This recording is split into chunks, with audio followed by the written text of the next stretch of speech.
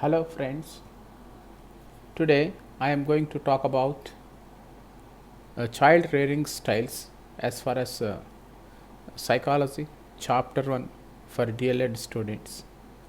Childhood is a boon for all children, but it turned out to be a curse because of many people who are associated with child education have no proper knowledge of of their psychology. So the child is seen suffering at the hands of many people associated with his educational care. Many attempts have been made to define childhood. John Locke was the first philosopher to define childhood in his philosophy during 17th and 18th centuries. He introduced the concept of tabula rasa. It means that a child's mind is a blank slate. And he says that it is the duty of parents to inject right values and into the child in order to make child a complete and holistic personality. And another psychologist, Mr. Philip Harris, in his book Centuries of Childhood, says that childhood is the creation of society. Means childhood is not, what child got along with his birth. In 1989, UNO defines childhood is up to the age group of 18 years. In India, it is up to 14 years, and 15 to 18 years children are considered minors.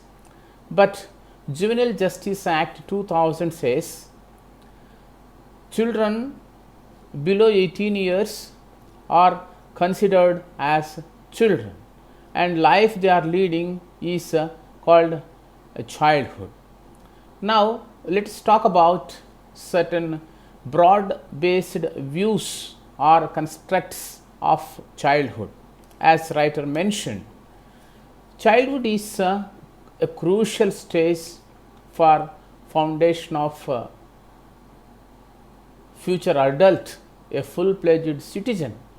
90% of concept formation, according to psychologists, child psychologists like Froebel, is possible during childhood. So, childhood is a crucial stage in the life of child.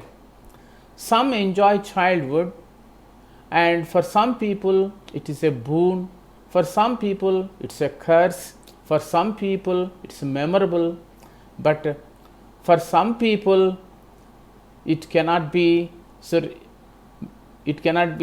put in the mind, it cannot be remembered. I see, for example, there are different types of childhoods people enjoy according to their social status, etc., etc. For example, child in nuclear family is different from child, his behavior in a joint family, his way of thinking, his attitude, totally different. And childhood of, a child laborer is not same as the child from a middle class family, and a child from high class urban families and his childhood is totally different from a middle class urban family. So their brought up is very different. And then children are in danger worldwide. See, children are future assets of any nation, because many nations have no political stability, because they are war prone and also war torn countries, and their economies have become weak. So recently the pandemic affected societies. See, the most affected section of society during pandemic, right from outbreak of COVID-19, are school children, and so many school children are out of school children, especially migration parents, migration laborers. And besides these and many factors that are affecting childhood. See, for example, child labor, child abuse, poverty, globalization, and large scale migration. I mean, socio-economic differences. All these add to already worst problem.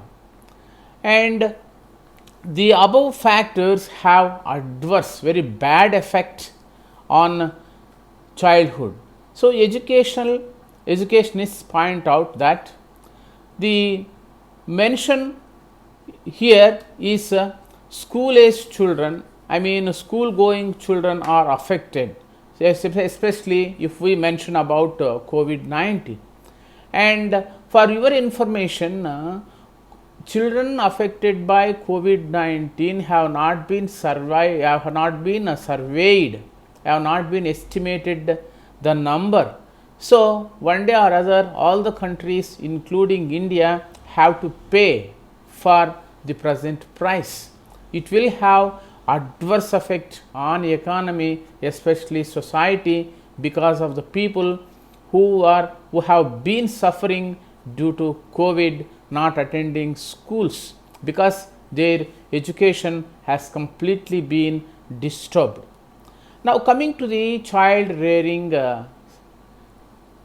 in this context. So, rearing means the process of bringing up child from birth to adulthood. So, parents' care and involvement play a major role in child rearing and more than mere parents. For example, such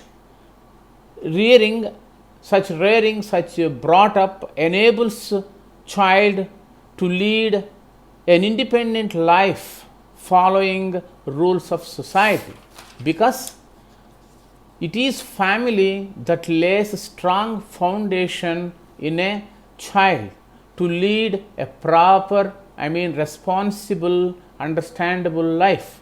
So, proper child rearing has a significant impact on child personality.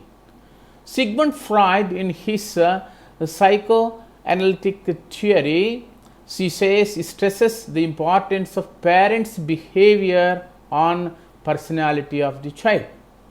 And Erik Erikson, another psychologist, says that child suffers psychosocial problems because he was the lack of clarity, because he is not able to differentiate between trust and mistrust, dependence and independence, and doubt and certainty. And in this situation, what child learns out of these crises is real personality. Now, let us look at adult-child relationship and what are the factors that influence these relationship, adult and child, and ways of child rearing, size of the family, brothers relationship, and house environment, social status, family status, quality of time parents spend with the children, and behavior of parents in the family towards child, methods of discipline, and parents' aspirations on their child, age of parents and mother's attitude. It is very, very important. The attitude of woman towards maternity, how she respects motherhood. That's very, very important, because that is embedded with love. And then gap between first child and second child. Mr. Rodkey in 1946 says that parent-child relationship results in holistic development of child. It means good family, disciplined family, good children, good society, good world, and everything will be constructive according to the child's personality that would make him lead a constructive life that would be useful for all society.